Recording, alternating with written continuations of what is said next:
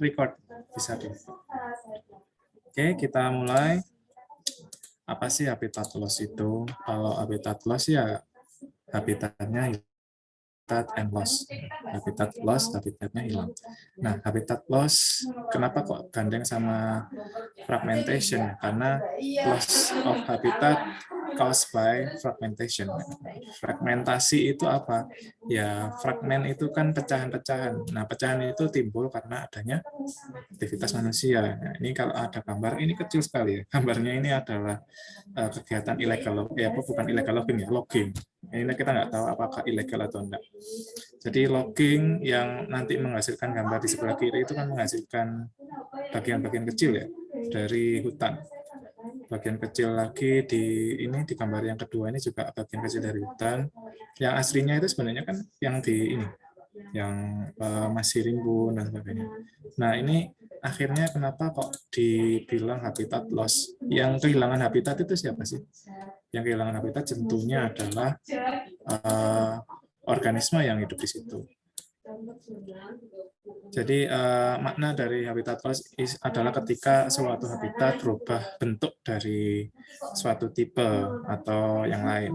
Jadi tipenya awalnya adalah hutan, berubah jadi perkebunan atau menjadi apa, permukiman, sawah dan sebagainya, itu adalah bentuk dari habitat loss. Habitat fragmentation ini habitat yang terbagi menjadi bagian yang kecil-kecil ini tadi. Lalu habitat loss ini mengurangi jumlah dari jumlah habitat. Ya, maksudnya luasan habitatnya itu menjadi berkurang. Kemudian akhirnya most important threat ya menjadi ancaman yang terbesar yang terpenting bagi biodiversitas. Karena apa ya? Tentunya dia itu merupakan habitat dari banyak organisme. Kemudian karena diambil sama manusia, hutan pohon-pohonnya akhirnya kan terdedah langsung sama cahaya matahari. Nah, nggak semua hewan itu bisa hidup, nggak bisa semua hidup dengan paparan sinar matahari secara langsung. Bahkan kalau tumbuhan aja ada yang butuh naungan, seperti tumbuhan kopi, tanaman kopi. Kopi itu pohon yang harus dinaungi. Nah, kayak gitu, di bawahnya pohon kopi itu sudah ada banyak sekali hewan tanah kan dan sebagainya. Ada lagi burung dan sebagainya. Sehingga ya memang manusia itu kegiatannya apa sih kalau enggak membangun, kemudian mengeringkan wetland. Ya, mengeringkan wetland itu maksudnya apa ya? Dia apa? Draining wetland, drain berarti mengeringkan, mengasetkan. Karena dia harus punya ingin membangun berarti harus punya dasar lapisan tanah yang kuat, maka harus dikeringkan hingga jadi keras. Ada lagi nutrient enrichment. Kalau sawah kita kasih pupuk, pestisida, itu juga mengayakan nutrisi yang ada di tanah yang sebenarnya tanahnya sudah bagus misalnya, atau bisa jadi memang tanahnya jelek. Ada grazing, ada cultivation, dredging, starting fire, starting fire aja juga merupakan kegiatan yang lanjutnya. Sama clearing. Kalau clearing itu ya menghapuskan. Ini suaranya jelas enggak? Karena ada notif internetnya jelek koneksinya. Terdengar jelas enggak? Oke. Oke, kalau gitu kita lanjut ya. Akhirnya kalau sudah tahu ada fragmentasi, pasti nanti ada dampak efek tepi, edge effect.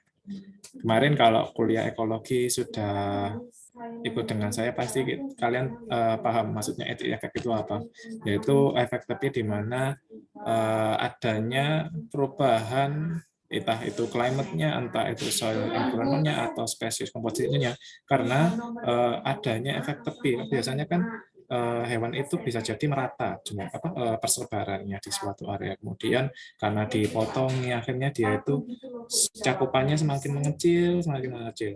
Bisa jadi karena hutannya semakin kecil atau menjadi fragmen-fragmen kecil itu klimatnya berubah. Suhunya yang awalnya sejuk karena ada kanopi pohon menjadi menurun karena langsung terkena sinar matahari, kemudian soil environment-nya, jadi komposisi nutrisi tanahnya itu juga menjadi berbeda dan seterusnya.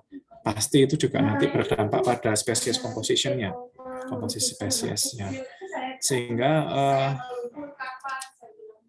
tiap fragmen habitat itu surround by matrix ya. Matrix itu maksudnya apa? Berarti dia itu menjadi habitat yang termodifikasi.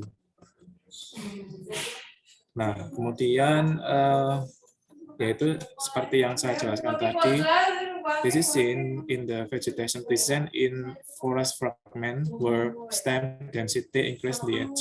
Jadi densitas batang itu bertambah di bagian tepi. Kenapa? Karena dia lebih banyak terkena sinar matahari. Kemudian species richness increases. Kemudian shade intolerant species grow at the edge. Shade tolerant species stay in the center. Tree mortality at patch edge. Jadi apa ya? Spesies richness-nya meningkat, tapi shade itu kan tutupan spesies yang butuh naungan, yang gak toleran terhadap naungan, ketika dia di tepi karena sinarnya agak banyak, maka dia akan lebih banyak tumbuh karena dia nggak butuh naungan. Sementara yang spesies yang butuh naungan, shade tolerant spesies, dia akhirnya berada di tengah aja, kan dia nggak bisa hidup di tepi karena sinar mataharinya kena langsung. Ya, sebentar ya.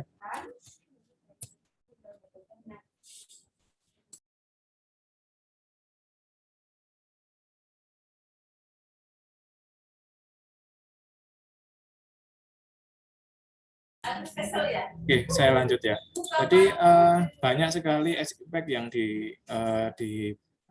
diperoleh yang terdampak itu tumbuhan, apalagi hewan. Kalau ini hewan, ini contohnya di Madagaskar, dia pasti terisolasi di fragmen yang kecil ya, karena herpetofauna ya kan dia, kalau ini contohnya nanti ada katak ya.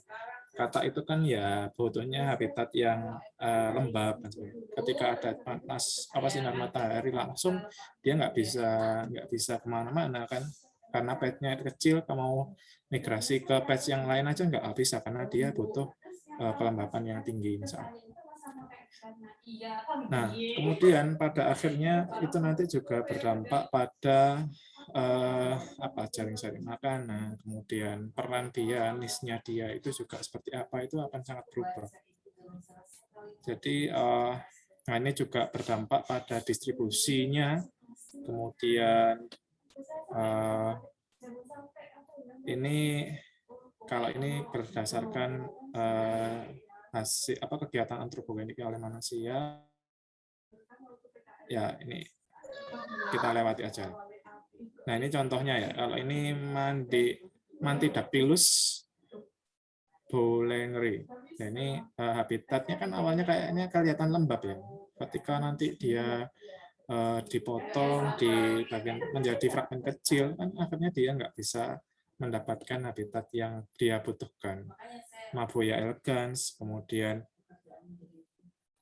ya ini edge avoider, jadi dia menghindari tepian karena panas.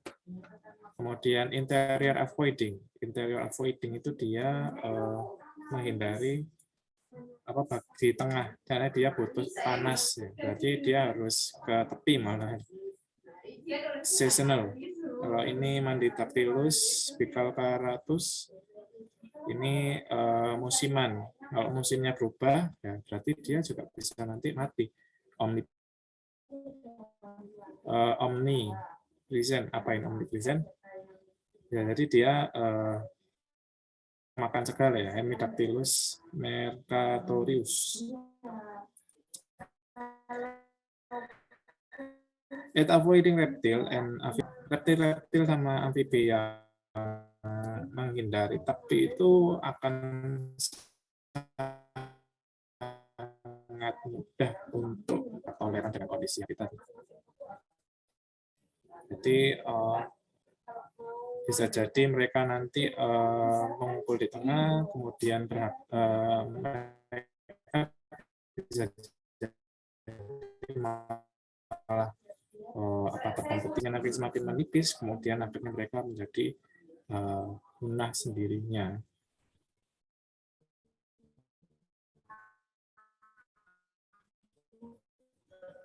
Oke, ini bisa juga untuk mammals dan birds and lizard in Western Australia.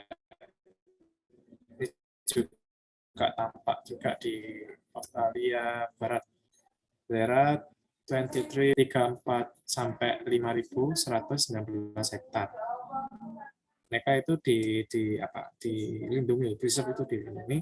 The bird didn't seem to be affected by this fragmentation. Jadi burung nggak terdampak sama fragmentasi, possibly due to their ability to recolonize area using a shrubby growth and tree-lined road. Nah, untungnya burung ini dia itu bisa merekolonisasi dia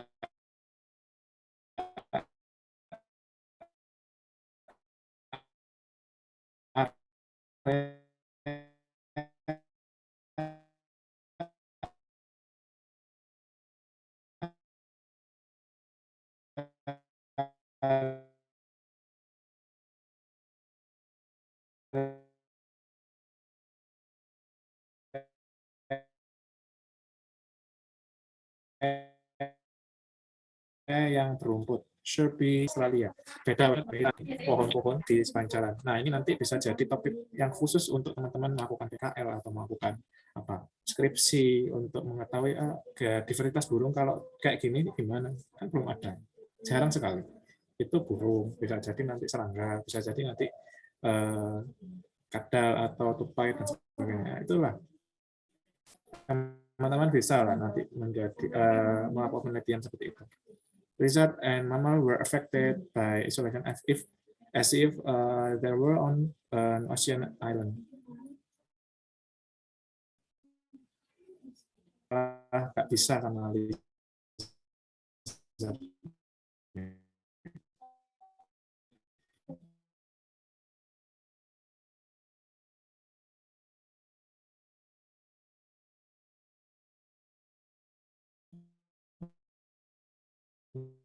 Ini juga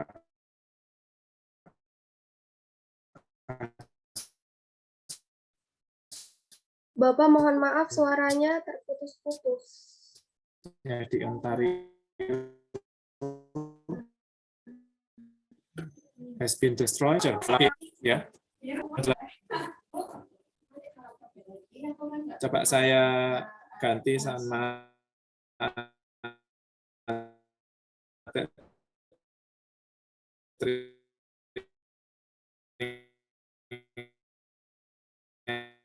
aja ya.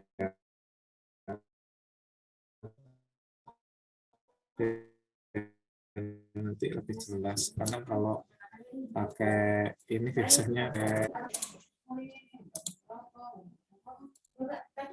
Oke, kita lanjut aja dulu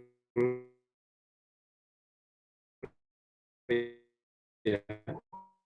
Nanti kalau ada pergantian kita agriculture aja yang 70% itu menyebabkan hilangnya spesies Anura, apalagi kalau di Indonesia.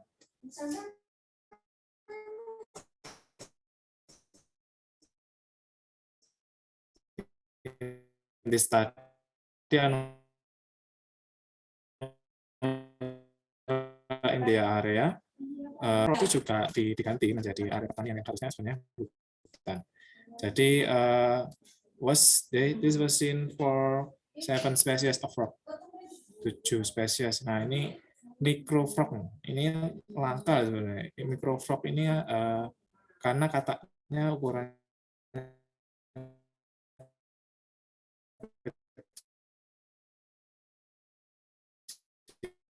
di Indonesia itu ada, tapi saya nggak apa namanya.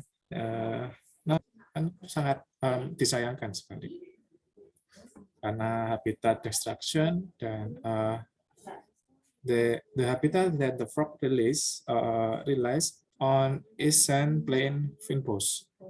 It is unique in its composition of acidophilic plant such as Ericas and Proteus. Jadi sand plain fynbos ini merupakan area habitat untuk microfrog nih. Nah, tumbuhannya komposisinya adalah tumbuhan yang suka asam, acidophilic plants, seperti Ericas dan Proteus. Nah, ini kan habitatnya aja berubah, apalagi nanti hewan-hewannya pasti nanti bisa jadi berubah, bahkan sampai mati. Nah, itu adalah berbagai contoh yang dihadapi oleh lingkungan ya, karena kalau ada habitat loss itu seperti itu. Hanya saja kadang kita nggak melihat ruginya dari biodiversitas. Ternyata itu juga menguntungkan bagi beberapa spesies ya, seperti tupai, tikus, fox, Canadian geese, pigeon, yang memang mereka hidup di kawasan yang dia toleran dengan kondisi gangguan manusia, ada habitat yang terbuka dan sedikit nggak ada banyak vegetasi. Ya mereka sudah terbiasa karena sudah terlatih, maksudnya sudah mengikuti habitatnya. Sehingga ya inilah spesies-spesies yang malah mendapatkan benefit ketika ada habitat loss. Oke, dan ini the species are often two of as pest. Jadi mereka ini sebenarnya malah dianggap hama karena ya mengganggu. Kalau burung merpati kayaknya enggak ya. Kalau tikus pasti ya. So what we can do? Apa yang bisa kita lakukan ya tentunya kita melakukan konservasi ya. Konservasinya di mana? Kalau kita sudah tinggal fragmen-fragmen, ya kita buat fragmen-fragmen itu menjadi kawasan yang bisa dilindungi. Seperti nanti ada koridor, ada tepian sungai atau zona riparian. Ini gambarnya. Kalau saya penelitian ya di area zona riparian karena memang mayoritas lahan di dekat pemukiman kan sudah berubah menjadi pertanian, persawahan. Nah, masih ada, untungnya ini masih ada. Dan kadang-kadang memang zona riparian itu area yang curam. Jadi kalau ada area-area curam, terus banyak pohon, nah itu bisa jadi menjadi area yang bisa kita pakai untuk konservasi beberapa spesies. Nah, tapi spesies apa yang hidup di situ? Nah, kita sebenarnya harus kita lihat, kita identifikasi, kita ukur jumlahnya berapa dan bagaimana seluruh kompetisinya dan sebagainya. Ya itu tidak hanya hewan, tapi tumbuhan juga. Oke. Nah, nanti kalau kita sudah bisa konservasi koridor, ini nanti ada contoh ada seperti tikus. Nah, ini tikus kaki putih. Nah, tikus kaki putih sebenarnya juga langka. Ini bisa kita konservasi di area-area yang merupakan koridor atau bagian kecilnya tadi, fragmen-fragmen tadi. Nah, dia juga ini uniknya dia nggak bisa hidup di area terbuka. Berarti dia itu avoid, jadi menghindari tepian. Nah, oke, itu nanti bisa kalian baca.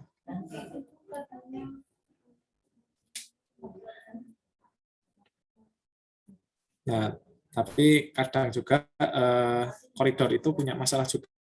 Jadi masalahnya bisa jadi ada kebakaran, kemudian ada disease-nya, entah disease untuk tumbuhannya atau disease untuk hewannya. Kemudian introduce species. Nah, ini teman-teman yang suka tumbuhan-tumbuhan yang non-endemik Indonesia, tahunya di mana, Pak? Tahunya ya kita cek di KB Direct atau biasa jadi di IUCN Red List, bisa jadi di banyak sekali POWO, Jadi informasi-informasi yang bisa kita dapatkan terkait status aslinya di Indonesia atau dia hanya hanya dikenalkan dari luar ke Indonesia, kemudian ditanam. Dan juga nanti masalahnya pasti biaya. Jadi biaya itu juga sangat berdampak pada konservasi.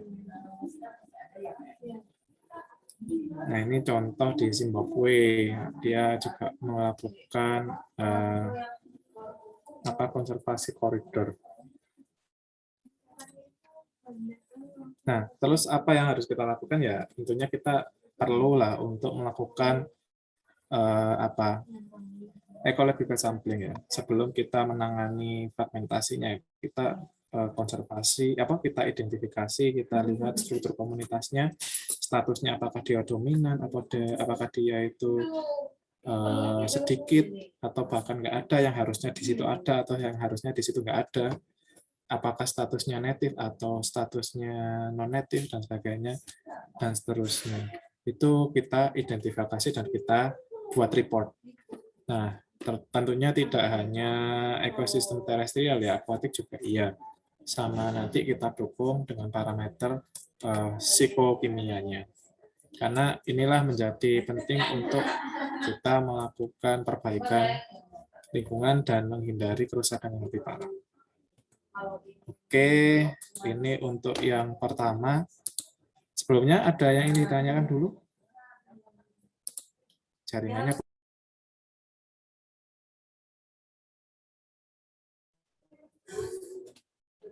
Boleh.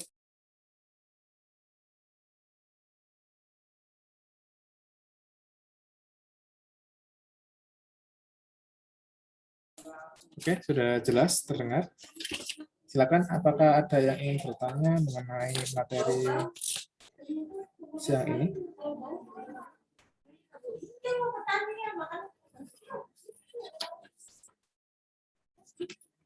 Sangat jelas ya, jadi nggak begitu berat ya materinya siang ini ya, simpel-simpel aja. Kalau gitu, setelah ini saya lanjutkan untuk PPT yang kedua. PPT yang kedua, sebenarnya saya belum gabungkan jadi satu gitu loh masalahnya. Jadi akhirnya terpecah-pecah jadi dua materi. Oke, saya share lagi untuk materi keduanya. Oke.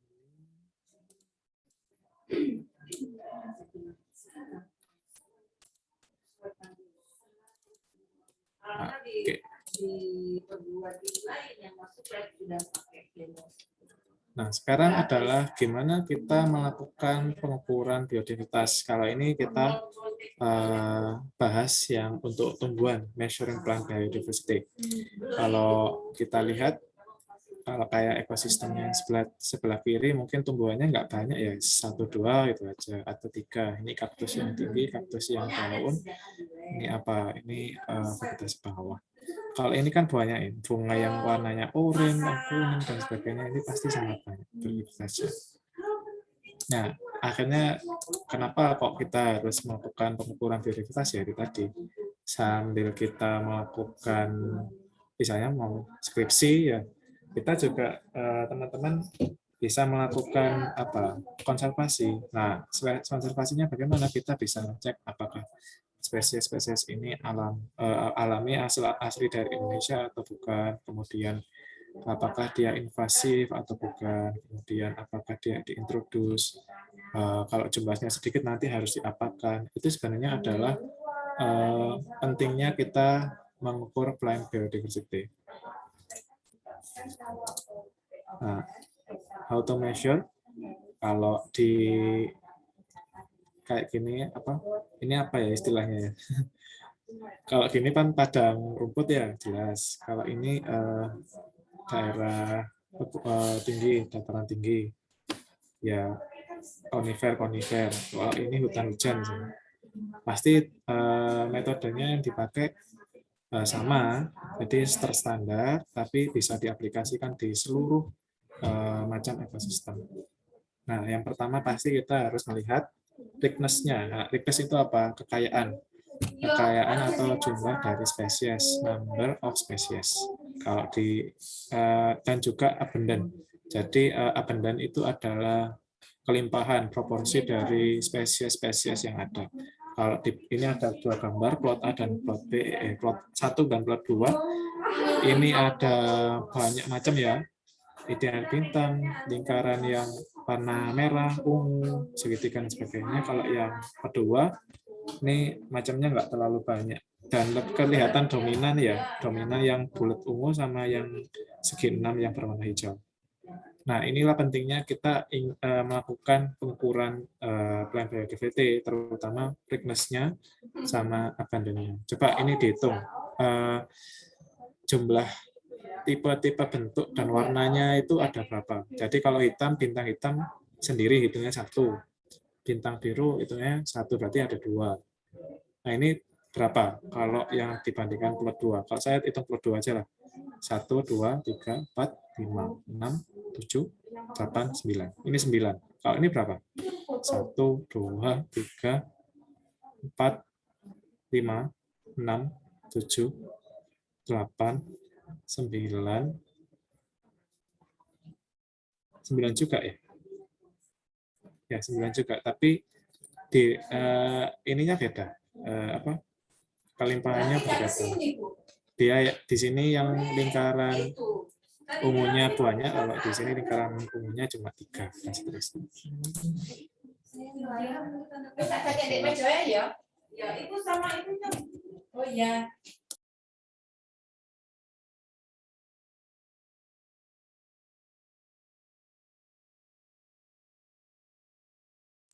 Oke, saya lanjut ya. Jadi kita juga biasanya mempertimbangkan ya kalau plotnya itu mau seberapa besar ya, tergantung dari lingkungannya yang diamati itu apa. Kalau misalnya padang rumput, kemudian komposisinya komposisi tumbuhannya itu sangat bervariasi, bisa jadi kita kalau padang rumput jenisnya itu hanya itu aja, kita bisa melakukan membuat plot. Ini bahasa rumput ya, membuat plot ukuran 1x1, karena kalau kita bikin 2x2 ya tentunya nggak akan jauh berbeda dengan yang 1x1. Tapi kalau kita lihat yang sebelah kiri, yang atas ini kan macam-macam ya, bahkan ada yang tinggi sedikit, agak tinggi ya, sama seperti yang sebelah kanan ini. Ini ladang bunga lah, kita istilahkan ladang bunga. Tapi komposisi spesiesnya kayaknya tidak terlalu banyak ya. Ini bisa kita pakai ukuran 2x2, karena kalau ukuran 2x2 petanya itu akan lebih detail ya, akan lebih detail informasinya. Nah, ini kalau untuk tumbuhan bawah, nanti berbeda lagi dengan tumbuhan perdu. Kalau perdu ukurannya sampai 5 meter itu perdu, itu nanti petaknya bisa 5x5. Kalau pohon, itu nanti yang diameternya berapa senti dan ketinggiannya berapa senti itu nanti kategori pohon itu ukurannya bisa sampai 20x20 meter. Nah, nanti tentunya kita harus membuat plot ya. Jadi kalau di gambar ini kita tarik jarak 10 meter. Kalau ingin melihat kalau kita lihat areanya nggak jauh berbeda, kita bisa bikin jarak seperti ini. Kemudian di tiap plotnya kita buat peta ukuran 1x1 atau 2x2. Itu untuk tumbuhan bawah. Kalau tumbuhan atas ya lebih besar lagi. Ini jaraknya per meter bisa, atau per 2 meter bisa, sesuai dengan komposisinya. Kalau komposisi tumbuhannya sangat bervariasi, geser sedikit sudah berbeda, geser sedikit sudah berbeda, maka dibuat per meter. Tapi kalau satu jalan lagi sampai 2 masih nggak terlalu beda, jalan lagi yang ketiga nggak jauh berbeda, berarti bisa dibuat per jarak sekitar 2 meter atau 3 meter dan seterusnya. Nah, ini peta-petanya. Kalau secara metode dari luar ya, kalau metode dari luar pasti mereka sudah seperti ini, peta ukuran 1 meter kali 1 meter, terus ada bingkainya ya, ada bingkai lah ya, saya bilang bingkai. Itu akan sangat mempermudah untuk menghitung kanopinya atau prosentase tutupan tumbuhan itu terhadap tanah. Jadi kalau kita lihat di sebelah kanan yang paling bawah ini kita misalnya ini 1 meter kali 1 meter ya. Ini petaknya berapa? 1, 2, 3, 4, 5. Kalau 1 meter dibagi 5 berarti 20 sentian ya. Kalau 20 cm, 20 cm, berarti ini proporsinya 20 cm, 20 per 100. 20 kali 20 per 100, berarti kan 0,2 ya, 0,2% dari total luasan. Nah, ini yang dinamakan nanti dominasi dari tumbuhan tersebut atau kanopi dari tumbuhan tersebut. Kalau ini ada 3, 1, 2, 3, berarti ya tinggal jumlah aja 60 apa? Berapa? Berarti 0,2 dikali 3 berarti 0,6%. Itu. Nah, ini ada muncul sedikit ini ya, berarti nggak perlu dihitung. Ya, itu adalah cara melakukan pengukuran terkait dominasi. Kalau frekuensi, tentunya nanti yang dihitung itu adalah kelimpahan, frekuensi, sama dominasi. Kalau ini kita bicara dominasi, kalau frekuensi kan kalian buat plotnya banyak itu ya. 1, 2, 3, 4, 5. Tiap meter ada plotnya. Nah, spesies 1 ini muncul di berapa petak? Misal di 1 dan 2 ini aja, yang terusnya enggak.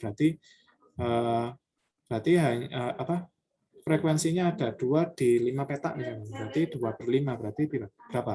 0,4 ya, 0,4%. Itu frekuensi. Kalau untuk yang kelimpahan ya dihitung. Kalau misalnya ini jumlahnya kayak gini, dihitungnya gimana? Satu-satu ya, satu-satu dihitung. Dihitung satu-satu kalau memang dia tegakkan sendiri individu. Tapi kalau dia hidupnya berumpun seperti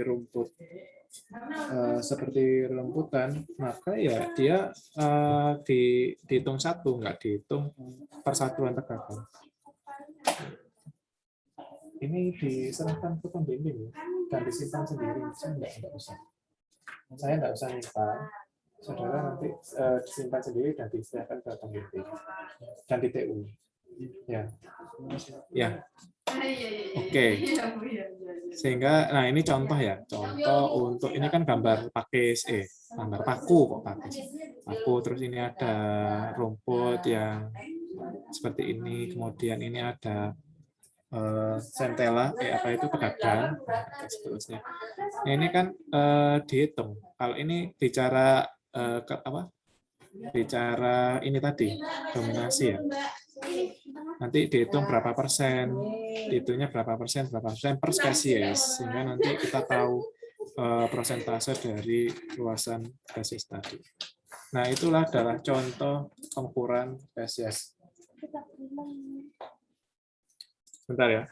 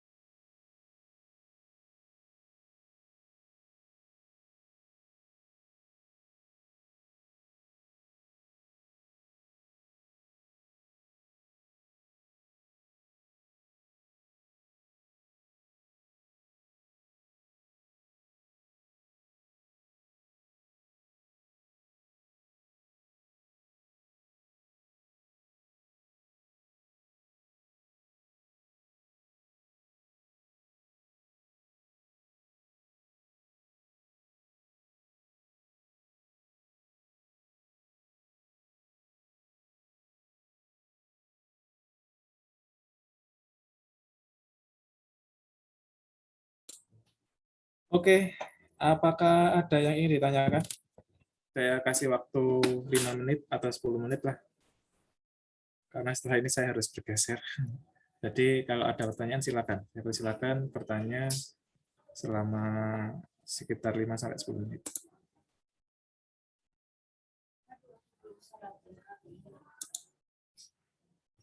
Untuk praktikum nanti Ini sudah pernah ngukur kayak gini belum ya? Belum kayaknya ya. Ukur diversitas tumbuhan. Ya, dia sudah pernah di praktikum hati. Belum. Belum ya? Eh. Oke.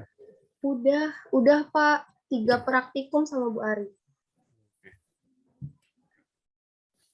Ya, nanti kalau ada kesulitan, kalau saya biasanya sudah langsung pakai Excel, langsung muncul datanya, sudah selesai, langsung muncul nilai INP dan nilai apa indeks diversitas ya. Jadi itu otomatis kalau saya. Nggak tahu kalau dari yang dengan 2 hari apakah masih manual atau seperti apa, saya nggak tahu. Oke, ada yang ingin ditanyakan?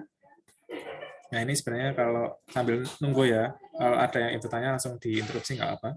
Ini sebenarnya kalian sudah bisa punya bayangan ya. Kalian punya judul skripsi atau sekarang kan mau PKL ya. Nah, ini bisa melakukan memunculkan ide terkait evaluasi habitat loss di daerah mana atau evaluasi fragmentasi yang terjadi di daerah hutan apa atau di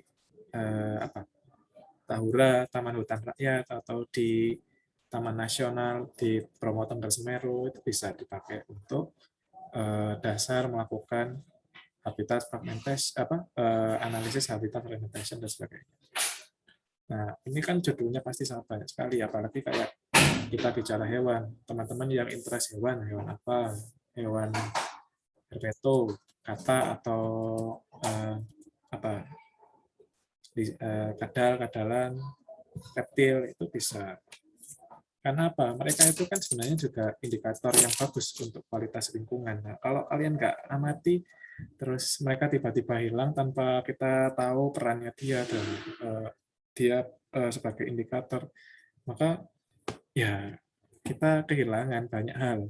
Apalagi Indonesia itu kalau dulu dibilang sebagai mega biodiversitas, punya mega biodiversitas yang tinggi, kita sebenarnya sudah kalah sama Brazil.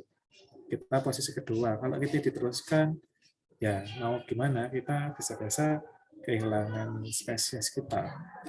Dan itu sangat disayangkan ya. Oke, ada yang ingin bertanya? Udah nggak ada yang ingin bertanya? Atau yang lain malah tertidur, karena yang on kan hanya dia. Kalau tertidur ya saya juga bersyukur, karena apa, saya itu kan bisa menidurkan teman-teman, padahal menidurkan teman-teman itu bukan pekerjaan mudah ya. Yang bisa menina bobok kan hanya orang tua kalian ya. Ternyata saya juga bisa kalau saya bisa membuat teman-teman tertidur ya. Ya, tapi saya harap ya nggak sampai tertidur ya, karena ini kuliah. Ini kita bicara tidak hanya membahas ilmu, tapi kita juga harus bersolusi atas permasalahan yang sedang terjadi saat ini. Nah, biologi ya problemnya ya yang ada di sekitar kita. Gitu. Ini ada, saya lihatlah, ada Afida, ada Nafisa, Ersa, Yuni, Kalimatul, Lisa, mana Lisa ini? Aryasan, Mailia, Sinta, semuanya ini off cam ini. Taufik, ini bimbingan saya ini mana ini? Rini, Galan, ya Nafisa baru muncul. Ayo, kalau kuliah yang semangat ya, tetap on cam. Kalau memang nggak bisa ya kita ya tetap maklumi, walaupun sebenarnya harusnya ya on cam karena kuliah. Walaupun materi nanti juga di-share, entah itu di daring, entah itu di WA, tetap kita harus belajar. Kita harus tetap mendengarkan pemaparan dari dosen. Oke, ada yang ingin ditanyakan lagi? Nah, Sinta itu habis dari ngambil jilbabnya itu kelihatan yang lari-lari. Oke, ada yang ditanyakan? Tidak ada? Ya, kalau begitu Saya bersyukur sekali karena pemaparan saya itu ternyata bisa dipahami. Saya nggak tahu apa benar-benar dipahami atau enggak. Kalau dipahami ya alhamdulillah, kalau enggak ya naudzubillah.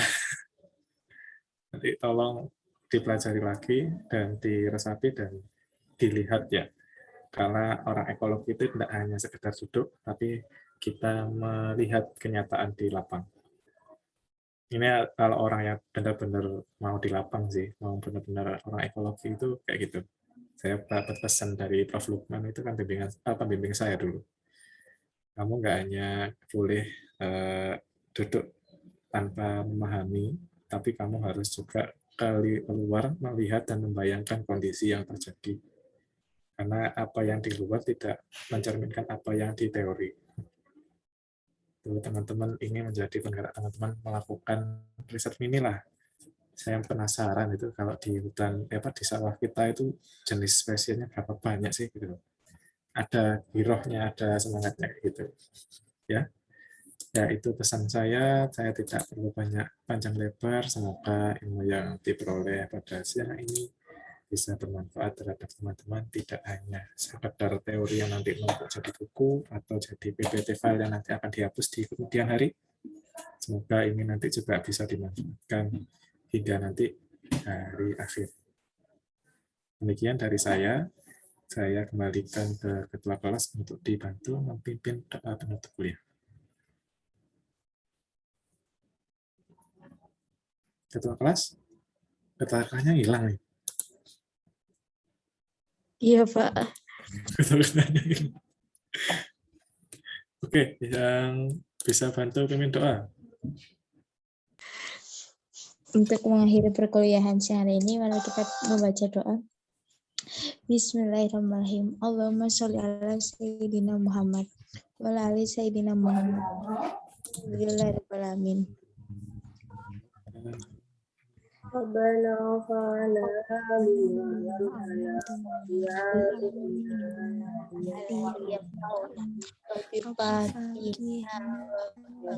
Wafaki ahlana wa korobati lana fididina Rabbana zidana ilman nafi'a wa razuq lana halalan thayyibah waftah lana futuh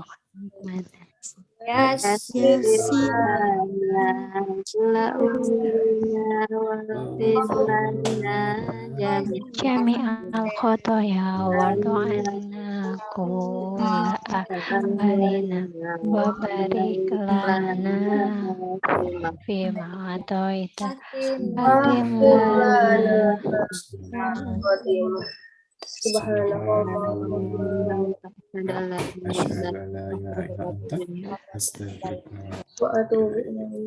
Saya tutup. Assalamualaikum warahmatullahi wabarakatuh. Waalaikumsalam warahmatullahi wabarakatuh. Terima kasih banyak. Ya, silakan on cam dulu, tak print screen sebagai bukti kuliah. 1, 2, 3. Kalau gini muncul semua.